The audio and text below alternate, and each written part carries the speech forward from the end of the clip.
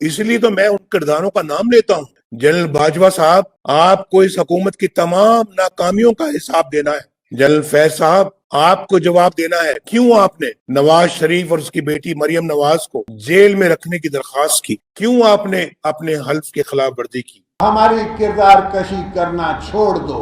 अगर हमने आपकी शुरू की तो पता नहीं पाकिस्तान बनने से आज तक कितने जनरलों की शुरू हो जाएगी। मेरे जर्नलों ने पाकिस्तान की तारीख में कितनी दफा आइन को ज़बह किया है, जमहूरियत को ज़बह किया है। लिहाजा फौज को फौरी तौर पर अपनी पोजीशन वाज़ेह करनी चाहिए। जो शनाख्ती कार्ड उनके पास है ना पाकिस्तानी होने के लिए, वही मेरे पास है। ये जो समझते हैं ना कि हम कोई मावराए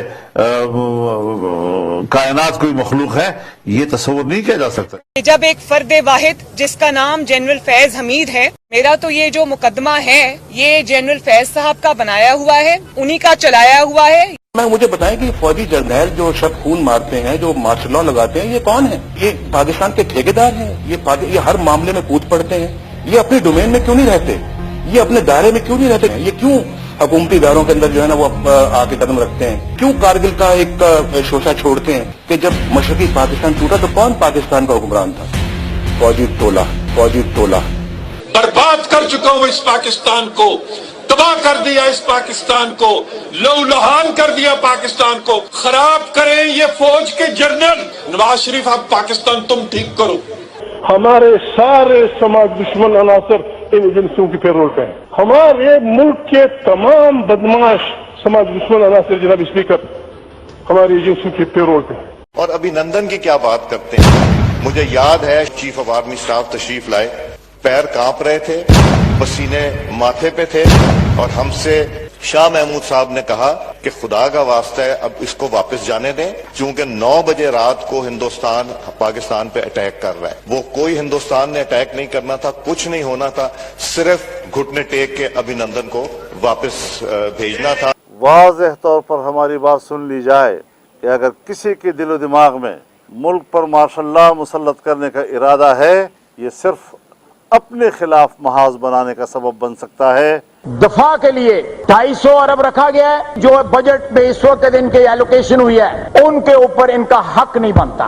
लेकिन आज भी ये पूरी इम्प्यूनिटी के साथ अपना सीना चौड़ा करके डिफेंस बजट को क्लेम कर रहे हैं और मांग रहे हैं कौम से। कौम की हड्डियों से गोश्त तक जो है इन्होंने निचोड़ लिया है और उतार लिया है। मैं डीएचए के खिलाफ हूँ। मैं समझता हूँ कि फौज को प्लॉट नहीं बांटने चाहिए, जर्नैलों को प्रॉपर्टी डीलर नहीं होना चाहिए। पाकिस्तान डेमोक्रेटिक अलायंस की क़यादत बैठकर लॉन्ग मार्च का ऐलान करेगी, और ये भी आपको बता दूं कि इस बात का भी फैसला करेगी कि लॉन्ग मार्च इस्लामाबाद की तरफ किया जाए या लॉन्ग मार्च रावलपिंडी की तरफ किया जाए। 65 में फेक विक्ट्री डिक्लेयर की, वो पूछा आपने? इन्होंने सियाचिन हारा, आपने पूछा उनसे? इन्होंने कारगिल हारा, आपने पूछा उनसे? मैंने खुद जब वाजपेयी साहब ने इस बात का गिला किया कि जनाब देखें, एक तरफ तो लाहौर डिक्लेरेशन हो रहा है और दूसरी तरफ जो है वो कारगिल का वो मिस एडवेंचर करके मेरी पीठ पर छुरा घोंपा गया। मैंने कहा बिल्कुल वाजपेयी साहब ठीक कहते हैं। कोई सियासतदान, कोई हुक्मरान उस वक्त तक मुल्क की खजाना नहीं लूट सकता, उस वक्त तक वो करप्शन नहीं कर सकता जब तक कि पाकिस्तान की एस्टेब्लिशमेंट और ब्यूरोक्रेसी उसको सपोर्ट न कर रही हो। जब तक हमारी एस्टेब्लिशमेंट और ब्यूरोक्रेसी सियासतदानों के करप्शन के लिए माहौल नहीं बनाती, उनको उस पर आमादा नहीं करती, उसकी तरगीब नहीं देती, उसका लालच उसको नहीं देती, सियासतदान खुद अकेले कभी भी करप्शन नहीं कर सकता।